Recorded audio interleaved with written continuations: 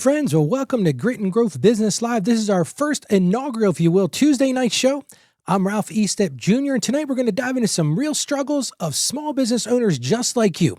And I want to start off by thanking Abby, who's producing tonight's live show. You'll see that she's in the chat, and she's going to be monitoring the chat for us. So if you've got a question or you've got a comment, feel free to put it in the chat, and we'll answer those questions tonight. You know, as a small business owner, you ever have those nights when you wonder, am I really going to make it? Well, if you ever feel like that, this is the place for practical, no-fluff coaching. I'm going to talk about live, real, and focused ideas to help you grow your business with grit and with peace. And we're going to do that every Tuesday night at 8 p.m. Eastern Time. So this is the first one, so plan to join me every week if you can. Now listen, I'm going to be here right here every week. I'm going to answer your questions. I'm going to be doing live coaching. If you're interested in being on this show, I'll talk to you a little bit later how you can actually go and do that. I'm going to help you take that next right step in your business. And hey, if you'd like to submit a question for next week, here's how you do it. Go right to gritandgrowthbusiness.com/ask. I'm going to give you that one more time, and I'll have Abby put it in the links and the show notes today. You can put it in the captions too if you want to, Abby. But gritandgrowthbusiness.com/ask. And listen, if you want to be in the hot seat, yes, you can be a guest on the show. I'll do some live coaching one-on-one with you, and everybody else gets to benefit from what we talk about. You can apply for that by going to gritandgrowthbusiness.com/guest. Again, that's gritandgrowthbusiness.com/guest. And it's totally free. No strings attached. Just come on. We'll talk about your business, and I'll show you how to make your business even better for you. So as we talk tonight, feel free to share your comments and questions right there in the chat. I want to give you one quick admonition, if you will. I gotta say this. Everything tonight is for education only. This is not legal or tax advice. If you're interested in doing that, contact me, set up an appointment with me, and we can do that one-on-one. I don't want to do that in this form, but tonight is about education and about bringing you knowledge to help your business grow. All right. Well, let's get into it today. Now, each week with the show, I'm going to start off with something I call the pressing issue of the week. So this week's pressing issue is sort of a big pie in the sky issue, and it's this. Tonight's topic is this: why uncertainty is the entrepreneur's constant companion. And if you're a small business person, you get what I'm talking about here. So many times it's so tough to be a small business owner. There's so much uncertainty in that. Because here's the truth. Running a small business means living in uncertainty. You know exactly what I'm talking about. Things like cash flow, things like your clients. I had a client say to me one time, Ralph, if it wasn't for clients, I'd have a great business. You'd be in pretty bad shape if you didn't have any clients. But that's one of the things we have to deal with: uncertainty. We have to deal with competition. And the truth is, as small business owners, we all know they move fast. But confidence, well, as you know, confidence doesn't come from eliminating uncertainty. I wish we could do that. I wish I had the tools tonight to show you, hey, here's how you can completely eliminate uncertainty. But what it does come with is mastering how you respond to that. Now, as we start tonight, I found some great quotes that lay into this idea of uncertainty. So here's some great ones. This one comes from Stephen Covey. Now, Stephen Covey is one of the people that's one of those motivational guys. He wrote the 7 Habits of Effective People. And I probably butchered that, but that's about what he talked about. And I love what he said here. He said, the only certainty in business is uncertainty. Well, that's the truth. If you're a small business owner, you know there's a ton of uncertainty. And I'm seeing your questions in there. Mark, we will definitely get to that. So thank you for bringing that question. Here's another quote. Now, I couldn't find who this was talked or who said this. It's widely cited in startup circles, but listen to this one. This is a great one. Entrepreneurship is living a few years of your life like most people won't. But then it continues. So you can spend the rest of your life like most people can't. Hey, you know what? If you're a small business owner, that's our big vision. That's our thing that we're always looking towards, our big, hairy, audacious goal. Living a few years of your life like most people won't. Hey, being a small business owner is hard work. But when you really master it, when you get past those struggles, when you get past that uncertainty, you can truly spend the rest of your life like most people can't. Here's a great quote from Dale Carnegie. And I actually took the Dale Carnegie classes, and if you ever have a chance to do that, I would highly recommend it. They are fantastic classes that you can take. But this is what Dale Carnegie said. If you wait for certainty, you'll spend your life standing still. I don't know about you, but I don't have time to stand still, especially as a small business person. So I think Dale Carnegie just nailed it. Well, here's one from, and I was told you got to call this guy Sir Richard Branson. That's what Richard Branson said. He said, you don't learn to walk by following rules. You learn by doing and by falling over. Listen, if you're a small business person like me, you know you've fallen over a few times. sometimes you take your licks, but you get back up. That's the whole key to small business is get back up. And I got one more quote. I'm going to overrun you with quotes tonight, but this one comes from Tim Ferriss, and I love this one. This is the one we can really lean into tonight. But this is what Tim said. He said, great entrepreneurs aren't fearless. They act in spite of fear. Isn't that a great quote? All right.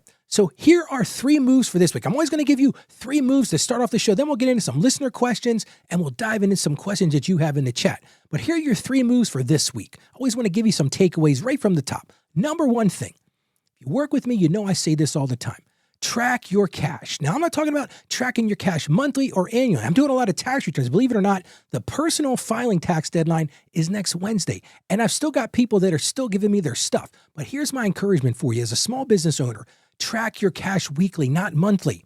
Because the truth is, anxiety or awareness beats anxiety. I got that kind of messed up. So it is a live show, so sometimes I'm going to step on my words, but that's the key. What I want to say here is awareness beats anxiety. See, if you know what's going on, that's how you can break some of that uncertainty. I know a lot of small business people, they never know exactly what's going on in their business. Maybe they look at it monthly, maybe they look at it quarterly, but guess what? I really think the key, the secret sauce, if you will, is looking at it weekly, not monthly. All right, let's move on to my second move for this week. Kind of like I talk about on my daily show, which you can check out. It's called Financially Confident Christian. I do that every day, about 10 minutes of your time. Again, that's financiallyconfidentchristian.com. But number 2 thing on the business show here tonight, build a small buffer fund. Now, if you're an individual, I talk all the time about building an emergency fund. Well, as a business owner, I want to encourage you to do the same thing. Build 2, 3, or maybe even 4 weeks of expenses. Give yourself some breathing room. Because one of the things I know about business, you never know what's going to happen. There's that uncertainty. Well, if you've got that buffer built, you can withstand the tides of that uncertainty. You can weather the storms, if they will. So that's number 2, is build a small buffer fund. Again, 3 or 4 weeks. Now, I don't expect you to have this when you're first starting off in business. And honestly, after you've been in business for a while, it's great if you can expand that to 3, 4, or maybe even 5 or 6 months. But that's a goal for tonight. Build a small buffer fund. And number 3, and this is one I've got to embrace myself, because a lot of people say, well, Ralph, you try to control everything. But here's the key. Here's the secret sauce to this one. Focus on what you can control, because it's so easy to try to control everything. What are the things you can control? You can control your outreach. You can control your follow-ups. I know so many small business people don't take the time to follow up with their customers or their prospective customers. You can control that. And here's another thing you can control as a small business person. You can control your delivery. Well, that leads me perfectly into our first listener question. Now, I put this on Facebook and asked for questions, and we got a real great question from Maria in Austin, Texas. Now, here's our question from Maria tonight. This is what Maria said. She said, hi, Ralph. I pour my heart into my business, but some months I barely break even. Last month, I even had to borrow just to cover rent. It feels like I'm constantly walking a tightrope. How do I stay confident when the future feels uncertain? Yeah, wow, Maria, what a great question. And thank you for checking in with the show all the way from Austin, Texas. My oldest son's actually in Texas. He's going to come up and see us here pretty soon. But Austin, Texas, way to go, Texas. But Maria, thank you for being so honest.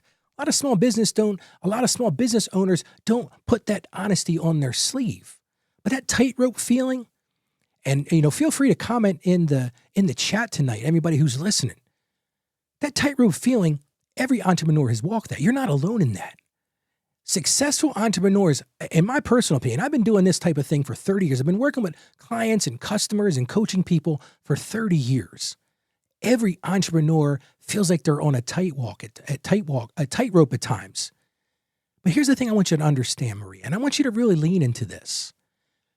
Uncertainty isn't failure. It's just not. Uncertainty isn't failure. It's the price of freedom. Because the truth is, you're building something real, and guess what? Building something real takes guts. So I've got some takeaways for you. Like I said earlier in the show, number 1 thing, Maria, track your cash flow. Spot those patterns before they become problems, because that's the thing, Maria. If you're not tracking that, you don't know what's going on in your business. And here's another thing I'm going to encourage you to do. Add one small steady revenue stream.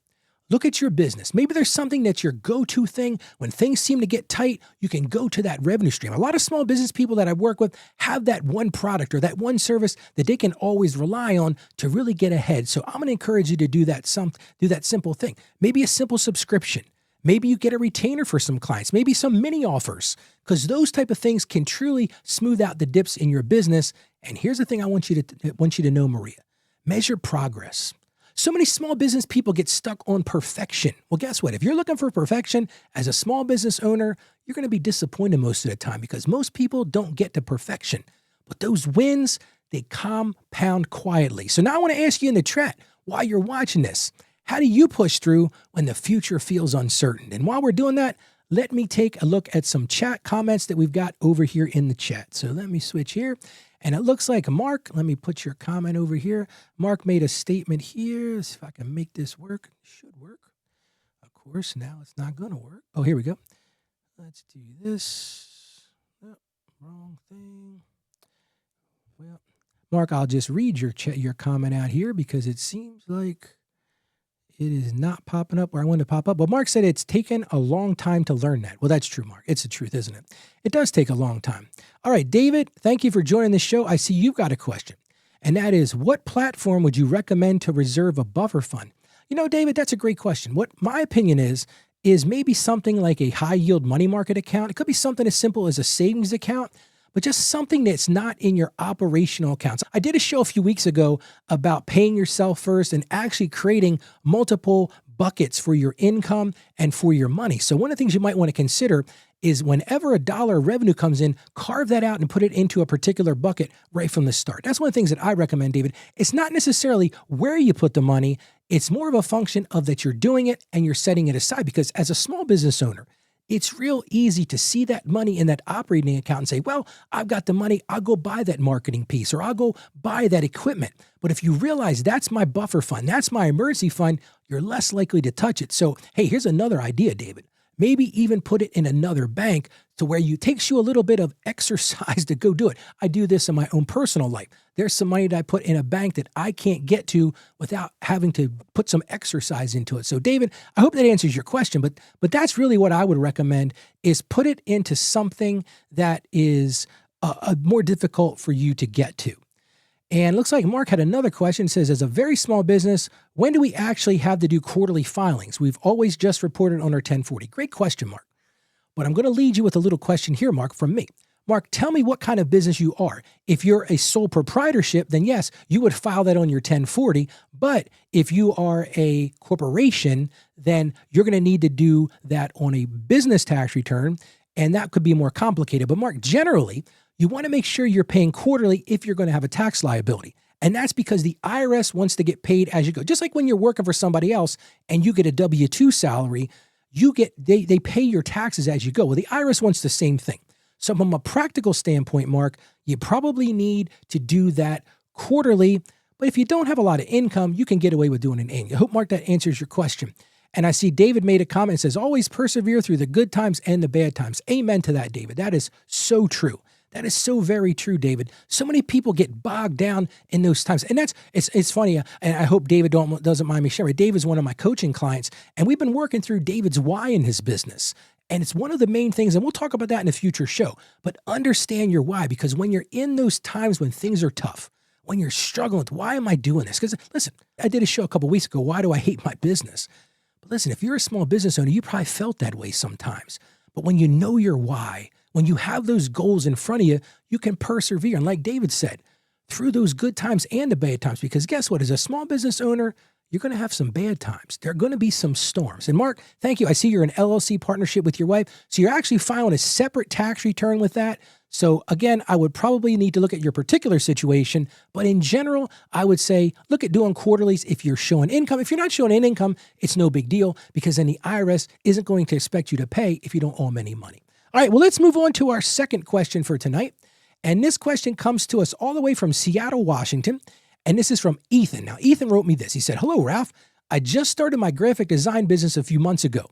I'm excited, but I feel like I'm working all the time and don't even know how to stop. Now, I'm gonna pause here for a second, Ethan. Let me just tell you something right now.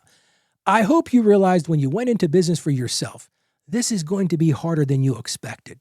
The truth is, as a small business owner, and like I said, I've been doing this this is not my first rodeo, as they say. You're always going to work harder. Truth is, you're going to work harder. You're going to work longer. And at the beginning, you're probably going to make less money than other people who are working for somebody else. But let me continue what he said. And he says, I want to make my business work, but I don't know how to balance it with my life. How do I even start? Ethan, what a great question. And this is a question I get all the time. So first of all, I want to congratulate you for starting your business because you've taken a step. And a lot of people don't take that first step to start your own business. It's not easy, but you've got a vision. So that's another thing. Think about your vision. What do you see this looking like in a few years? Now, I'm going to be honest with you. A lot of financial gurus, these motivational people say, well, you can find a great work-life balance. I don't believe that, honestly. I don't think you can. I think that the way you have to do that is you have to be intentional. So that's what I'm going to lean into here. It's all about being intentional.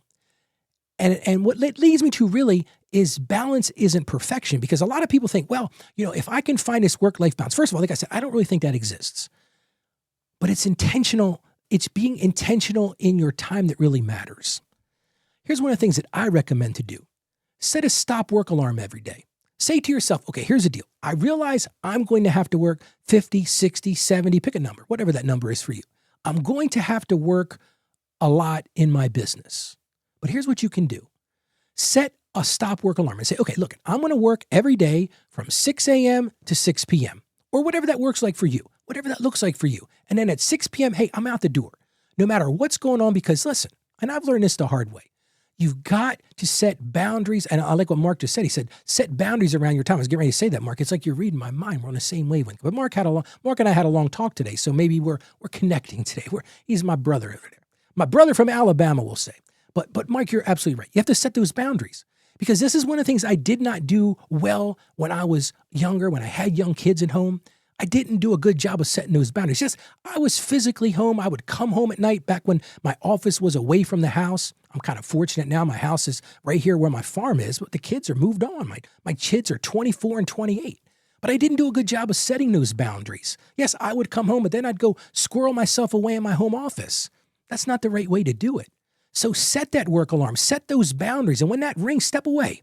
And listen, even if it's just, listen, I'm going to say, okay, look, here's what I'm going to do. At 6 o'clock every night, I'm going to go have dinner with my family. I'm going to give them an hour. I'm going to give them 2 hours. Now, maybe you say, look, when the kids are in bed, I'm going back to work. You may have to do that when you're running your own business. I don't think you're ever going to find that beautiful balance, because that's true. It's great to start a business. The excitement of that is great, but you're going to burn out if you don't use your time intentionally. You don't balance those boundaries.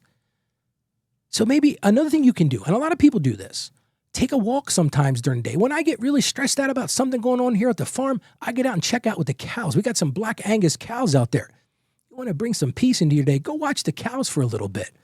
But you got to keep from getting into those times of just, of blowing yourself up and getting burned out. And again, I'm going to go back to what I said to David in our coaching call just the other day. When you're building that business in the first place, lean into your why. Because here's the thing. You're never going to get burned out when you're chasing a dream. Think about that for a second. And let me ask you in the chat, do you agree with that? Who's ever been burned out when they're chasing their dream? You figure it out, right? You make it work. You set reasonable boundaries. So if anybody has any comments, I'm happy to listen to them, but I just don't believe, and I think the sad part is you hear these people read all these crazy books, these management books, oh, you can have work-life balance. I'm sorry, but I don't see that. I think as your business develops, as your business grows, once you've been in your business 5, 10, 15 years, then maybe you can get into some boundaries. But listen, when you're at the front end of this is hard work. You've got to work harder than everybody else. You've got to exceed expectations. You've got to over-deliver. You've got to do all of those things to really build your business. And like the quote said at the beginning, you're willing to work hard now, you'll have options later. I just recorded a show today, and we had a quote from Chris Rock. Actually, it was yesterday, I think we were recording it. Abby can correct me if I'm wrong. But Chris Rock said something along the lines of, you have options when you work harder. When you build that diversity, when you build up those boundaries, you're going to have options. Well, let's move on to question number 3. And this one comes to us from Lisa from all the way in Portland, Oregon. So Lisa, I want to thank you for sending in your question. Let's get right to it. So Lisa said this. She said, last year, I invested in equipment that didn't deliver.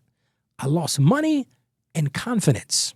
Now I see another chance to grow, but I'm scared of failing again. How do I take the leap without losing peace of mind? Well, Lisa, let me just tell you something right now. Thank you for your courage. And I want to tell you something, Lisa. Every business owner that I know, including myself, has made a move that didn't pay off. I've been in my own business for 30 years. I can probably list a dozen things that I thought at the time, man, these are going to be perfect. These are going to be home runs. Well, guess what? I struck out a few times. And Lisa, as a small business owner, you're going to strike out a few times as well. But here's what I've learned. Growth, true growth, always involves risks. You're always going to have a risk. But here's the thing. You can do better with that risk if you're smart about it. See, smart risk is measured, not emotional. So here's one of the things I'm going to recommend that you do, Lisa. And anybody else who's watching or listening to this right now, here's something I'm going to recommend you do. There's a lot of people, and I'm guilty of this. A lot of things that I talk about on the show are mistakes that I've made, because the truth is you learn from your own mistakes. But here's one of the things I can encourage you to do is run a pilot project first. So many people just dive in head first. Oh, I'm going to do this. I'm going to set this up. It's going to be great. We don't realize that there's some flaws in the system. We don't realize there's some things that we really haven't thought out. And that's why I really recommend running a pilot project. Test something small, maybe a small offer. Send it out to your customers that you know are goodwill ambassadors or your brand ambassadors for your business. Do that. See their reception.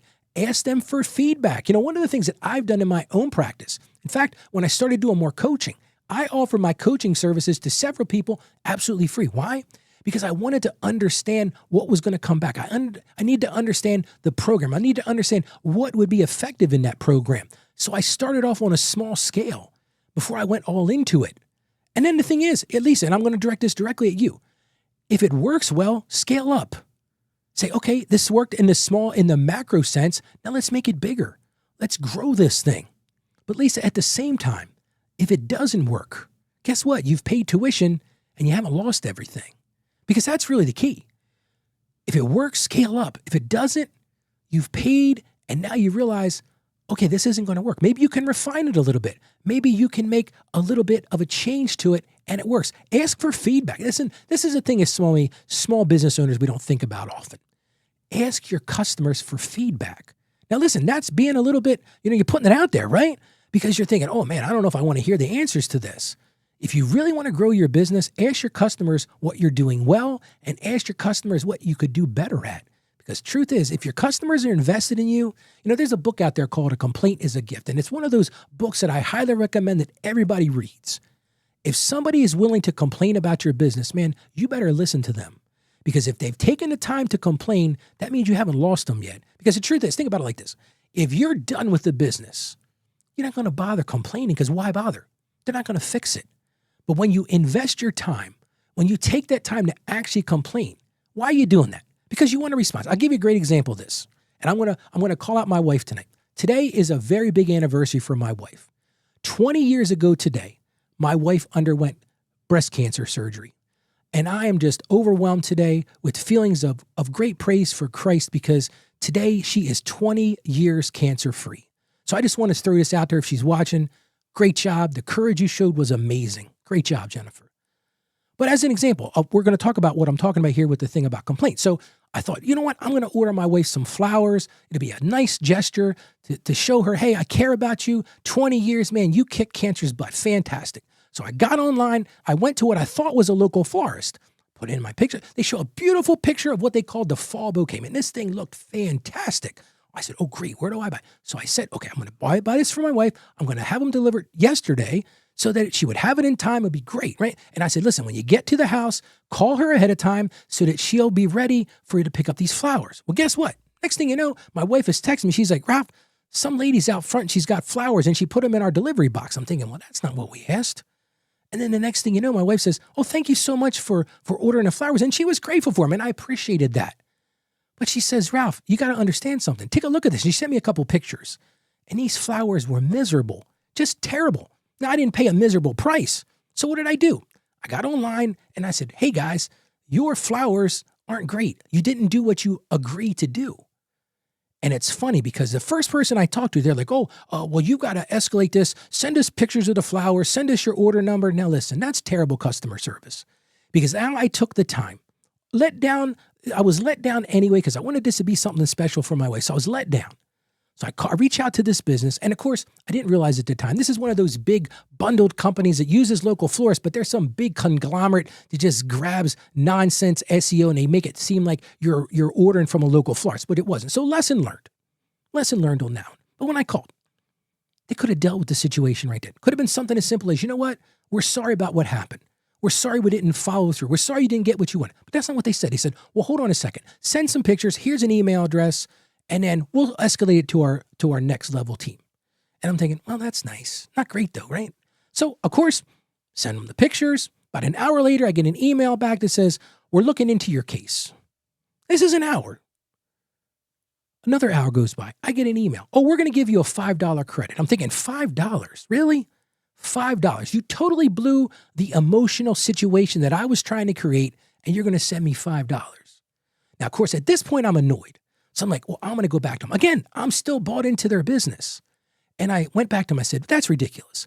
I said, here's your deficiencies. Here's a picture of what I was supposed to get. Here's what I got. And then, of course, in the end, they finally came through and gave me a complete refund. That's not what I was looking for. But the whole point of this story was I'm giving them a complaint because I'm giving them a gift because I wanted them to be able to solve this customer dilemma. I wanted them to be able to earn my business again. But the way they handle it, I would never use them again. And I'll tell everybody I know not to use them.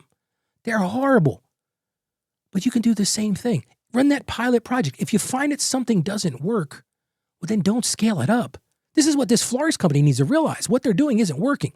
My wife went onto their website. Their reviews are terrible. I mean, people are like, nobody likes this people. Nobody likes this florist shop.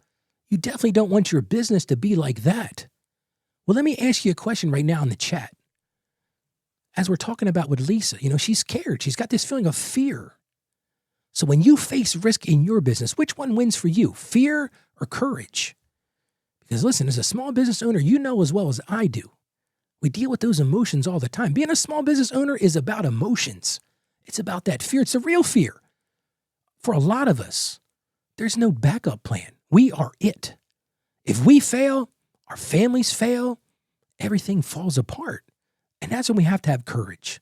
Well, David, let me see what you wrote here. David wrote, he said, business ownership is a lifestyle, not a typical 9 to 5.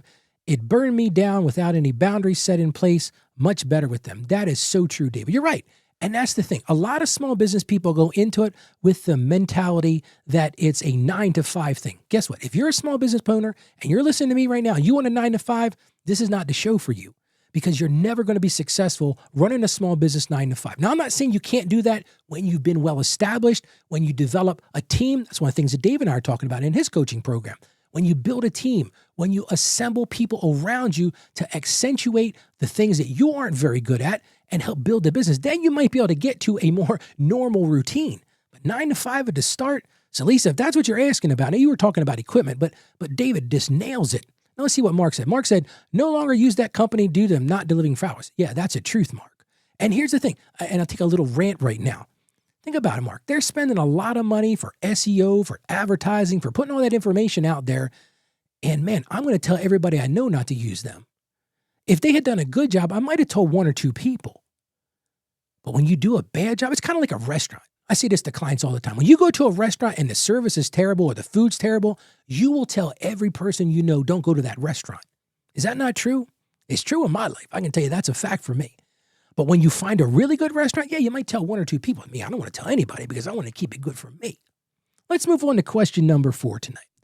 And this question comes to us from Rachel from Denver, Colorado. So Rachel, thanks for reaching out to the show. Rachel says, good evening, Ralph.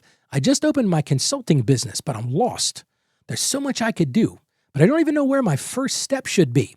I want to make the right moves, but I feel stuck. How do I figure out what to do first? Okay.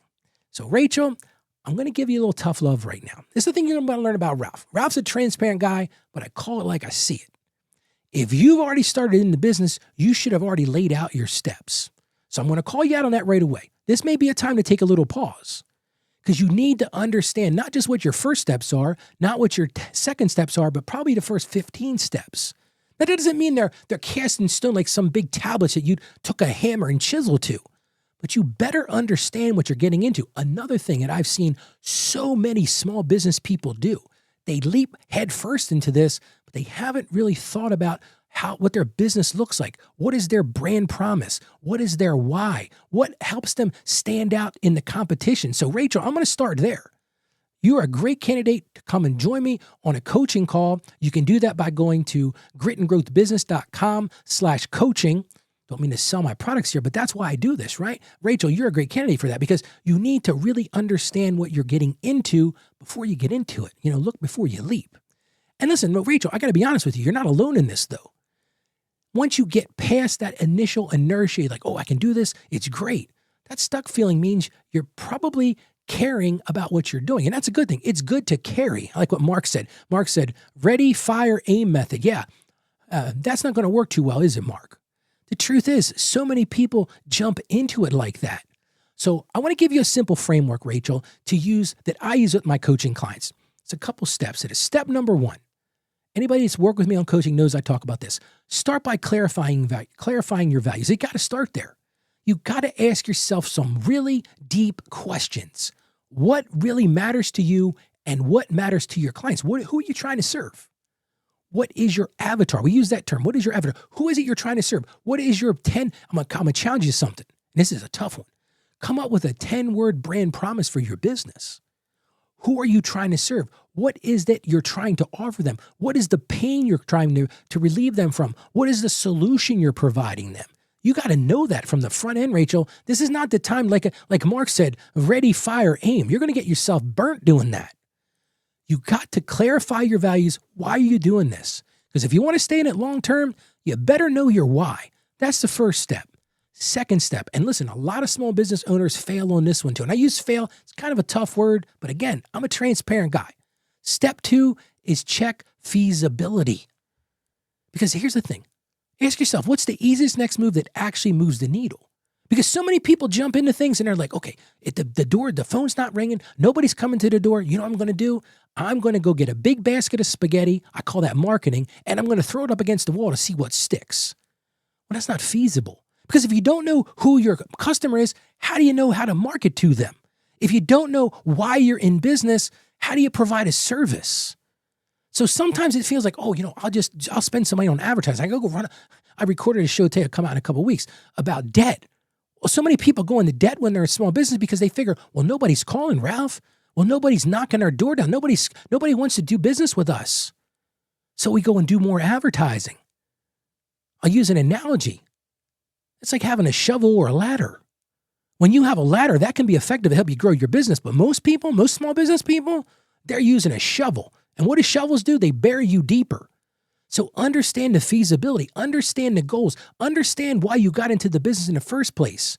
Number three, test and learn fast. You're going to be in business for yourself. Clarity doesn't come from thinking. It comes from doing. That's the thing I'm going to tell you about small business people. We're pretty resilient folks. We don't sit there and ponder things. Now, I'm not saying don't have a plan. You didn't hear me say that. But clarity comes from thinking about it, the start, but then doing it, testing it, doing that pilot project, but then learning to lean and change. And if you've learned something new that you can talk about, I'd love to hear you share it. And here's one quick daily habit to end every day. Here's one of the things I'm going to recommend to you. Put this in my notes today, and I thought this would be great. Simple thing that you can do. End every day writing your top 3 for tomorrow things. It's really that simple. Tomorrow, I'm going to do this, this, and this. Do that at the end of every day. Debrief yourself. Because if you spend your whole day putting out fires, when you get to the end of the day, you're going to feel like, man, what did I accomplish? I have days like that all the time. What did I accomplish today? So as you end your day, start to think back, okay, this morning's meeting was this, and then I did this, and then I did this. And start planning, okay, tomorrow, because listen, you're going to have tough days in business. You're going to have days when you're like, man, Ralph, I hate my business. I don't want to do this anymore. Know your why, number one. But have your top 3. And listen, this isn't just for business people. This is for everybody. Write your top 3 things that you want to accomplish tomorrow. Make them simple, make them powerful, and make them repeatable. Because as I always say on my show, what gets measured gets done. Let me ask you this in the chat. If you've ever felt stuck making your first biggest decision, type me too. If you're a small business owner, in the chat right now, just say, look, me too, Ralph. It's tough making decisions. I deal with this every day talking to small business clients. They'll say to me, Ralph, listen, I'm working with another coaching client right now. He needs to buy some equipment. He's just getting started in his business. And he's like, Ralph, should I buy it or shouldn't I buy it? Those are tough questions. We all have to deal with those questions. Mark, thank you. Me too, Mark. I still deal with those things today. I decide, because listen, as small business people, most of us are entrepreneurs. We got this thinking cap that doesn't stop. I think it drives my wife crazy sometimes. I've always got a new idea, right? Those are decisions. We got to think through those things. But think about how can you make those things happen? Well, let's move on to our fifth and final question for tonight. And this one comes to us from Chi-Town, from Chicago. Anna from Chicago, Illinois says this. Hi, Ralph. I'm pouring myself into growing my business, but I keep wondering, am I moving in the right direction? I don't want to grow just for the sake of growth. I want it to matter. How can I gain clarity before taking the next step? Anna, great and wise question. So many people that I've dealt with don't understand that growth without direction is just busyness. And that's busyness, busyness. Anybody raise your hand if you've ever been stuck as a small business owner just being in busyness? Because it's real easy to do that. And when you're growing for the sake of growing with no direction, that's busyness. I've dealt with so many small business clients that have said, Ralph, I want to grow my business. I want to make so much money. I want to bring so much revenue in. But the truth is, revenue isn't always the answer. What is the direction you're going? Because listen, and it's funny, Dave and I were having this very conversation yesterday. You can grow your revenue. You can say, well, look, next year, I want to grow my revenue by 50%. That's great. But is your bottom line growing? Is your business brand growing? Are people leaning into your business saying, Ralph, this is a great business? That's the question. Is it with direction? So Anna, that's what I'm going to ask you. You're pouring all yourself into it, which is fantastic. You're doing the hard work.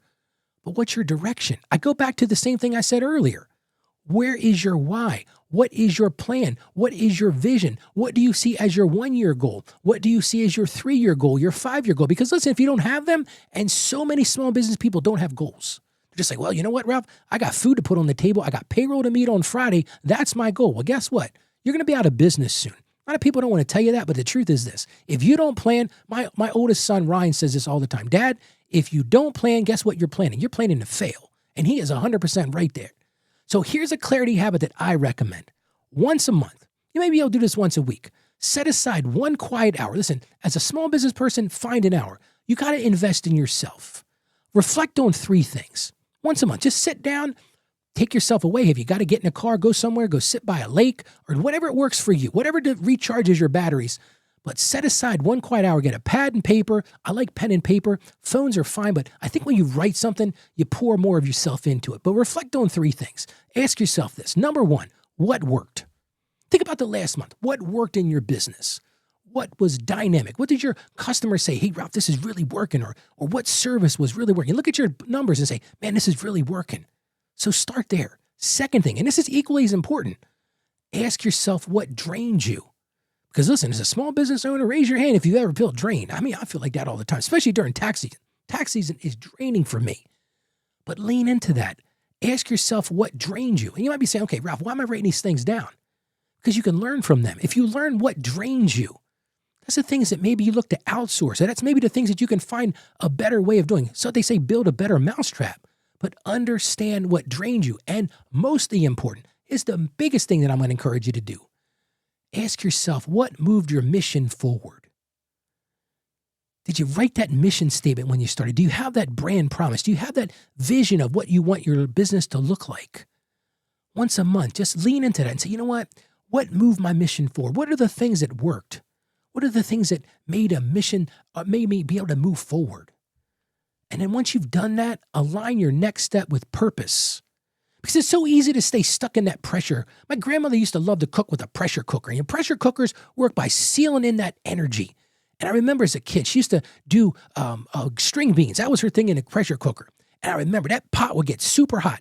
And I'd hear this thing on the top going, and I remember it was so cool. When she would be done with this thing, she'd take it off the heat, and then she'd pull that top, and all that pressure would go out. But you got to align your business because listen, in a small business, you're going to feel pressure around you all the time. But is it getting you to your purpose? Because here's the thing, clarity isn't a lightning bolt. A lot of people think, well, I'm going to have this, it's kind of like a Buddhist, right? I'm going to have this time where all of a sudden everything's going to be clear to me. I don't know about you, but I've never felt that way. It's not some lightning bolt that strikes me down and says, here's the answer, Ralph. But clarity is a rhythm. And if you can build that rhythm over time, you are going to get somewhere with your business. So now it's your turn. I want you to ask yourself this question. What's one thing that you want crystal clear about your business this month? Put it in the chat if you have it. What's one thing that you want to have crystal clear in your business this month? What would really make your business successful? What would help relieve that pressure? What would help you get to that dynamic feeling of your business is doing what you want it to do? And I hope it's leaning into your why. But ask yourself, what's that one thing you want crystal clear about your business this month? Type it in the chat or feel free to send me an email. Go to our website and tell me what that looks like for you. All right, well, let's recap what we've learned tonight. If you've got any questions, feel free to answer those in the chat. I got a few more minutes tonight. Let's recap what we learned tonight. We talked about Maria. Maria showed us that confidence is built through uncertainty. Listen, one certainty in life. If you're a small business person, you're going to be in uncertainty. But when you learn to get through that, those day in and those day out decisions, that persistence, that consistency, that's what really builds confidence. So Maria, I hope you feel that. And then Ethan reminded us that hustle without rest leads to burnout. Dave gave us some great ideas about there. And Mark too, about keeping those boundaries in place. Hustle without rest leads to burnout. You want to burn out of your business? Don't give yourself any rest. Don't invest in your family. That's a good way to burn yourself out. Then we talked to Lisa, and Lisa reminded us that courage means trying again, but trying again smarter. So Lisa, I hope you lean into what we talked about tonight. And Rachel taught us that clarity comes from taking action. And finally, Anna reminded us this, that growth must align with our purpose. So you ready for a challenge this week? I want you to do this. I want you to pick one of these lessons, just one of those, one of that you can say, Ralph, oh, that would work in my business. Just pick one of those lessons and apply it and tell me how it went next Tuesday. Invite your friends, come back next Tuesday and tell me how it went this week. I would love to hear from you. And if tonight helped you in your quest to grow your business, I want to encourage you. Share this replay with a friend. We're going to post it on our website. You can get to all of our shows by going to gritandgrowthbusiness.com. It'll be released on YouTube. It'll be released on Rumble. It'll be released on audio. And don't forget, I really want to hear your questions. If you've got a question for this show, you can submit your question at gritandgrowthbusiness.com/ask. Or again, you want to be in the hot seat? Absolutely free business advice. Listen, there are nobody else that I know offers this. You can be having a free hot seat with me. I'll talk about your business. I'll help you grow your business. If you want to do that, go to gritandgrowthbusiness.com/guest. And let's keep building your business the hard way, because that's how it grows strong. I want to thank you for joining me tonight. I want to thank everybody who joined me in the chat. I really appreciated it. God bless you, and y'all have a great night tonight.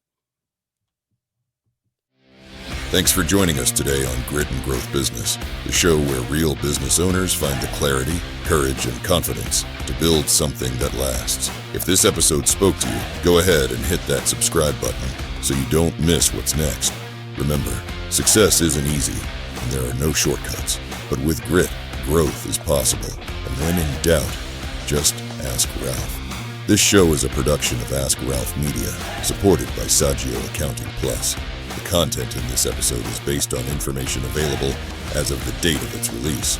Saggio Accounting Plus and Ask Ralph Media Inc. are under no obligation to update it should circumstances change. Please understand, this episode is not intended to be financial, tax, or legal advice. Your unique situation deserves tailored guidance, so before making any decisions, consult with your trusted tax professional or attorney.